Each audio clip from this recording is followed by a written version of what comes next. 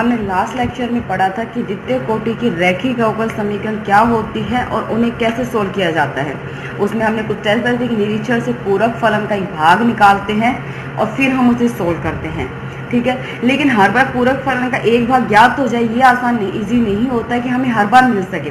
कई बार ऐसा होता है कि पूरक फलन का एक भाग फाइंड नहीं होता है, तो हम उसके लिए हम एक ऐसा मेथड पढ़ रहे हैं जिसमें पूरक फलन के एक भाग की जरूरत नहीं होती, हम उसे डायरेक्ट सोल्व कर सकते हैं, या वो है परतंत्र चर के परिवर्तन द्वारा ज्ञात करते हैं। तो ये हमारा नेक्स्ट यही एक्सरसाइज 6B है हमारी, जो इसी की है द्वितीय कोटि के रैखिक अवकल समीकरण से। लेकिन यहाँ हमें पूरक फलन का इसे सोल्व करने के लिए पूरक फलन का एक भाग ज्ञात करने की जरूरत नहीं है, हम पूरक फलन ज्ञात किए बिना भी इस समीकरण का क्या दे सकते हैं, व्यापक हल दे सकते हैं, ठीक है।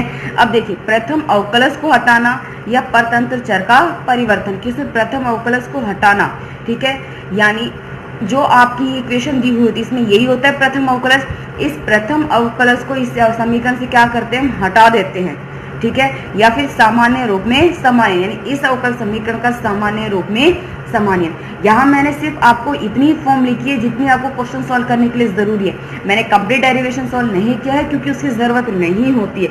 एक चीज मैं आपको ये बात यहाँ पे बता देती हूँ कि जब हम इस रैखिक अवकल समीकरण को कि प्रथम अवकलज को हटाते यानी सामान्य रूप में चेंज करते हैं, तो हम y = vu पुट करके इसे सोल्व करते हैं, ठीक है।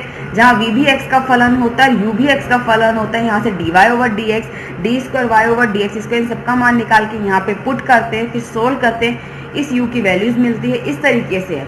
यहाँ मैंने सिर्फ आपको इतना ही सॉल्यूशन करवा रही हूँ जितना इस क्वेश्चन के लिए जरूरत होगी। कंप्लीट डेरिवेशन सॉल्यूशन की कोई जरूरत नहीं है इसलिए। तो देखिए, प्रथम अवकलज को हटाना या परतंत्र चर का परिवर्तन यानी सामान्य रूप में सामान्य क्या होता है? द्वितीय कोटि की रैखिक अवकल समीकरण। मेरी जो द्वितीय कोटि की रैखिक अवकल समीकरण यही होती है d²y/dx² plus p_dy/dx plus qy = r। मैंने अभी आपको बताया था कि हम y = vu रखकर चेंज करते हैं। उसके बाद ठीक है, क्या है, इस समीकरण को सामान्य रूप में लिखने के लिए हम u जो कि x का ही फलन होगा, ठीक है, इस प्रकार सिलेक्ट करते हैं कि u = होगा e⁻½ integration of p dx, जहाँ p आपकी ये वैल्यूज होगी, ठीक है। u आप इस फॉर्मूले से फाइंड करोगे। जब हम इस समीकरण को सामान्य रूप में रखते हैं y = vu पुट करते हैं तो हमारा u इस तरीके से आता है कि u = e⁻½ integration of p dx। तो u आप कैसे फाइंड करोगे? -½ तो साथ में p यहाँ पे dy/dx का जो कोफिशिएंट होगा वो पुट कर दोगे, ठीक है, u आ गया। उसके बाद है हमारा कि इस समीकरण एक में जब हम y = vu रखते हैं तो ये समीकरण किस रूप में चेंज हो जाती है, d²v/dx² प्लस i.v = s। जब हम यहाँ समीकरण एक में y = vu पुट करते हैं तो ये समीकरण चेंज हो जाती है d²v/dx² प्लस i.v = s में, जहाँ i क्या होगा, i = q-1/4p² -½ dp/dx। q की वैल्यू आपके पास ये होगी, p² आपके पास यही होगा और dp/dx यानी इसी p का x के सापेक्ष अवकलन करके यहाँ पे पुट कर दोगे तो हमें i का मान फाइंड हो जाएगा। s होता है r e⁻½ integration of p dx। इसे मैं लिख सकती हूँ 1/u, अगर करती हूँ तो यही वैल्यूज है, यानी s मेरा हो जाएगा r/u, जहाँ r आपकी ये वैल्यूज होगी। क्लियर है? ये समीकरण 2 कहलाती है आपका समीकरण 1 का सामान्य रूप।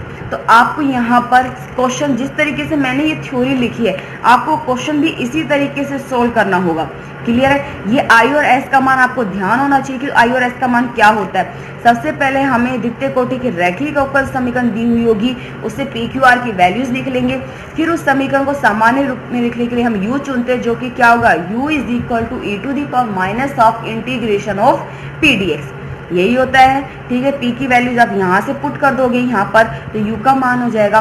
डायरेक्ट नेक्स्ट स्टेप हो जाएगा कि जब हम इस समीकरण y = vu रखते हैं तो ये समीकरण चेंज हो जाती है किसमें, d²v/dx² प्लस i.v = s।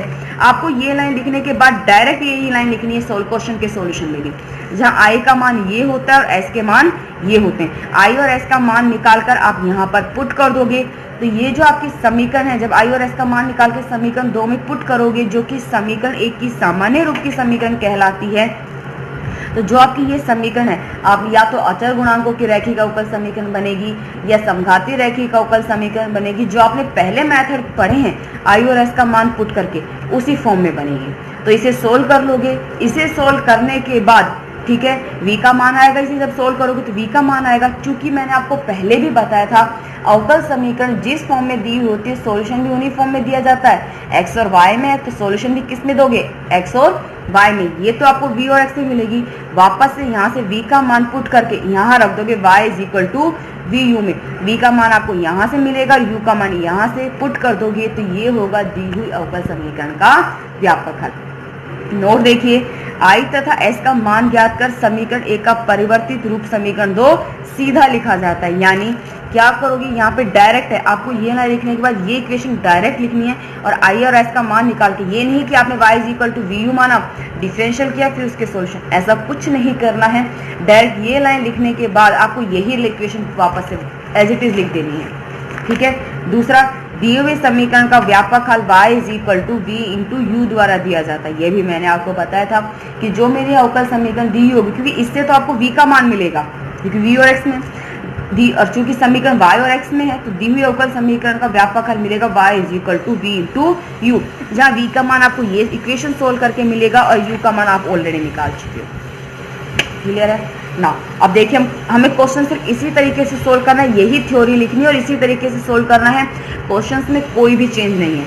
आपको अब देखिए क्वेश्चन हम समझते हैं, आपको और अच्छे से समझ में आएगा। हमारा एग्जाम्पल नंबर फर्स्ट दिया हुआ है x square d square y over d x square minus 2 of x square plus x d y over d x plus x square plus 2x plus 2 into y is equal to 0। मैंने आपको ये पहले भी बताया था d square y over d x square का coefficient जो होगा वो हमेशा क्या होगा, 1 होगा। तो यानी इस पूरी इक्वेशन को क्या करोगे, एक्स स्क्वायर से डिवाइड करोगे। जैसे ही एक्स स्क्वायर से डिवाइड करोगे तो आपकी इक्वेशन मिल गई d square y over d x square minus 2 of 1 plus 1 upon x d y over d x plus 1 plus 2 upon x plus 1 upon 2x square y is equal to 0। ये द्वितीय कोटि की रैखिक अवकल समीकरण है, जहाँ p का मान क्या हो गया, minus 2 of 1 plus 1 upon x, q का मान है 1 plus 2 upon x plus 2 upon x square और r क्या है, 0 है। क्लियर है। मेथड में हमने इसके बाद क्या पढ़ा था कि सामान्य रूप में रखने के लिए u इस प्रकार चुनते हैं। यही थ्योरी अब यहाँ पे भी अप्लाई करोगे, क्योंकि मैंने अभी आपको बताया जिस तरीके से मैंने आपको मेथड लिखवाया है क्वेश्चन आपको उसी तरीके से सोल्व करना है। तो देखिए अब सामान्य रूप में रखने के लिए u इस प्रकार चुनते हैं, u क्या होगा, e की power minus half integration of P d x. p का मान क्या है, ये हमने लिख लिया है minus 2 of 1 plus 1 upon x, put कर दीजिए यहाँ पे।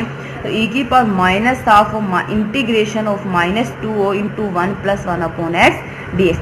2 से 2 cancel out, minus minus plus, यानी ये हो गया e टू दी पावर 1 का इंटीग्रेशन x और 1 अपॉन एक्स का log x। तो आपको u मिल गया है u is equal to x e to the power x।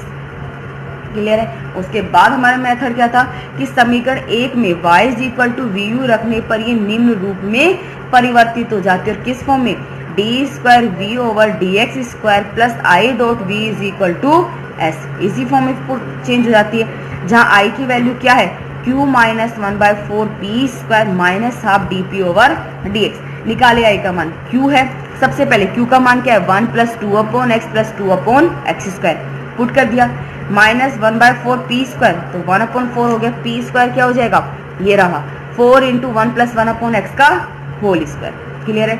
Now minus half d p over d x, यानी इसका x के सापेक्ष अवकलन करना है, तो माइनस 2 एज इट इज, 1 का अवकलन 0 और 1 अपॉन एक्स का minus 1 upon x square.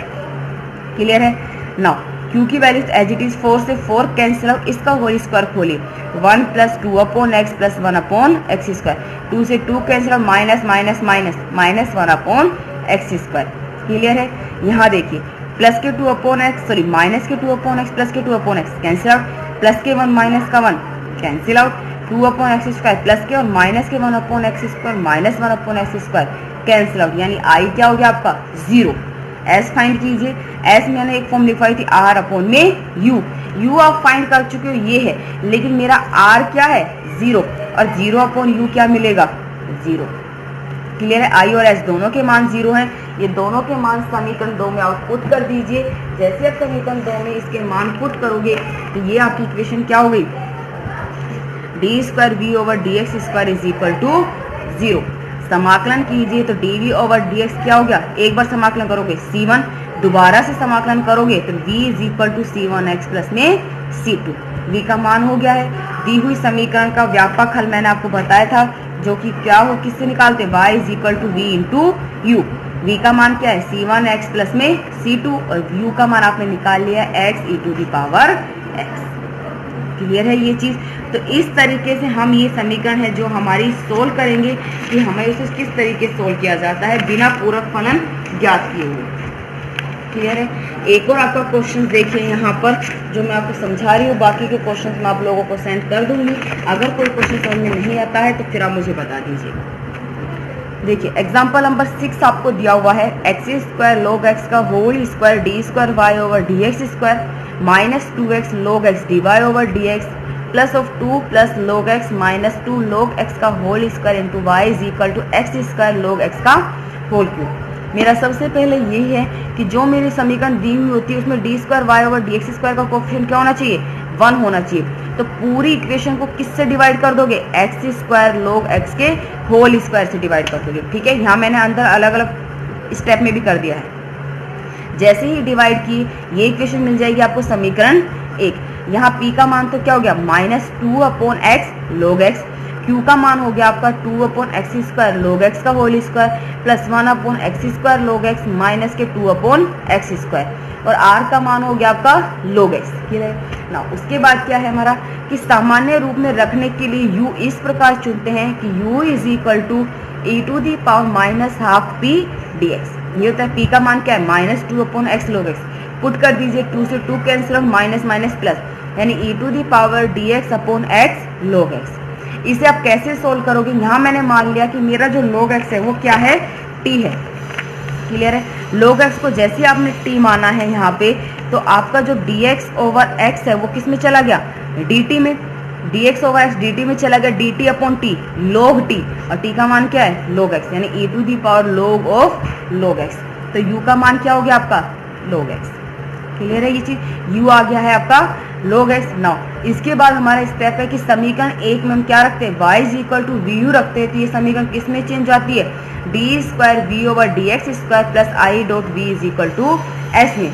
Put कर दीजिए, जहाँ आई क्या हो गया, q minus p square by 4 minus half d p over d x. ये आपका q का मान रहा, हमने पुट कर दिया 1/4 पी स्क्वायर, तो ये पी स्क्वायर रहा minus 2 upon x log x का होल स्क्वायर, और D p over d x क्या करना है आपको, इसका अवकलन करना है। तो ये आपको u अपॉन वी की फॉर्म से कर लीजिए, सॉल्यूशन मिल जाएगा। u अपॉन वी की फॉर्म से इसका अवकलन कर लेना, तो इसका अवकलन हो जाएगा minus half 2 of log x plus 1 upon x square log x का होल स्क्वायर। जब u अपॉन वी की फॉर्म से इसका अवकलन करोगे, इसे खोल लीजिए, इसका होल स्क्वायर खोलिए, और यहाँ पर 2 से 2 कैंसिल, एक एक स्टेप के साथ खोलिए, आपकी ये वैल्यूज कैंसिल, क्या बचेगा, माइनस 2 अपॉन एक्स स्क्वायर। उसमें क्या है, log x के साथ अलग डिवाइड किया और 1 के साथ अलग डिवाइड किया, इस 2 स्टेप में आप ध्यान रखना। तो आपका i हो चुका है माइनस 2 अपॉन में एक्स स्क्वायर। आई आ गया है। अब s फाइंड करते हैं, s क्या होता है, r अपॉन u। r का मान क्या है मेरा, log x, और u भी मैंने फाइंड कर लिया, क्या है, log x। पुट कर दीजिए, s क्या हो गया, 1। i का मान है माइनस 2 अपॉन एक्स स्क्वायर और s का मान है 1। समीकरण 2 में दोनों के मान पुट कर दीजिए, i की जगह तो क्या हो गया, माइनस 2 अपॉन में एक्स स्क्वायर, और s हो गया है 1। एक्स स्क्वायर एलसीएम लिख लीजिए, तो ये हो गया x square d square v over d x square minus 2v is equal to x square, जो कि क्या है, एक समघातीय रैखिक अवकल समीकरण है, जो मैंने आपको 4th चैप्टर में पढ़ाया था। ठीक है, ये समघातीय रैखिक अवकल समीकरण जिसका सोल्यूशन के लिए हम क्या करते हैं, उसी तरीके से देंगे। तो मान लिया z is equal to log x, यानी x is equal to e to the power z। समीकरण 3 में पुट कर दीजिए, जैसे ही पुट करोगे समीकरण 3 क्या हो जाएगी, d into d minus 1 minus 2 of v is equal to e to the power 2z, जहाँ d क्या है आपका, d ओवर dz। ये क्या मिलेगा आपको, d square minus d minus 2 into v is equal to e to the power 2z। अब आप इसका सॉल्यूशन निकालोगे, यानी पूरक फलन निकालोगे, विशिष्ट समाकल निकालोगे। सबसे पहले पूरक फलन निकालेंगे लिए, जिसके लिए सहायक समीकरण क्या हो जाएगी, m square minus m minus 2 is equal to 0। इसके फैक्टर क्या हो जाएंगे, m प्लस 1 m माइनस 2, यानी m is equal to minus 1 और माइनस 2। इस समीकरण का पूरक फलन हो गया c1 e to the power minus z plus c2 e to the power 2z। चूंकि मुझे तो x में सॉल्यूशन देना है तो यहाँ पुट कर दीजिए, e की पावर z की जगह क्या है x है, यानी c1 x inverse plus c2 x square. विशिष्ट समाकल फाइंड करती हूँ, 1/d² minus d minus 2 into e to the power 2z। Factor क्या हो गया 1/d plus 1d minus 2 into e to the power 2z। यहाँ 2 रखती हूँ तो ये फैक्टर 0, लेकिन यहाँ 2 रखने पर फैक्टर 0 नहीं, तो यहाँ तो 2 पुट कर देती हूँ। 2 प्लस 1 इंटू डी माइनस 2 यानी 1/3 1/d minus 2 e to the power 2z। जब मेरा d की जगह a पुट करने पर 0 बनता है तो उसका विशिष्ट समाकल कैसे दिया जाता है, x की power r upon factorial r e to the power ax। यहाँ x की जगह z है और r कितना है 1, ये हो गया z e to the power 2z। मेरा विशिष्ट समाकल हो गया 1/3 into z e to the power 2z। वापस से z की जगह log x पुट कर दीजिए तो विशिष्ट समाकल हो गया 1/3 x स्क्वायर log x। समीकरण 3 का हल दीजिए। सबसे पहले समीकरण 3 का हल क्या हो जाएगा, v के लिए पूरक फलन प्लस विशिष्ट समाकल यानी c1 x inverse plus c2 x square plus x square log x upon में 3। दी हुई समीकरण का पूर्ण हल क्या हो गया, y is equal to v into u. v का मान ये है, u का मान log x। क्लियर है, ये आपके मेथड है। आपको अगर एक चीज ध्यान हो, ठीक है, तो आपको इसी तरीके से सॉल्यूशन करना। और यहाँ देखिए मेरा यहाँ प्रथम अवकलज विद्यमान नहीं है, आपकी इक्वेशन या तो अचर गुणांकों की बनेगी या इसी तरीके से, और आपको इसी तरीके से सॉल्यूशन देना है। अगर आपको किसी भी मेथड में कोई भी डाउट है, कुछ समझ में नहीं आया है, आप मुझे बता देना, मैं आपको फिर से समझा दूंगी। ठीक है।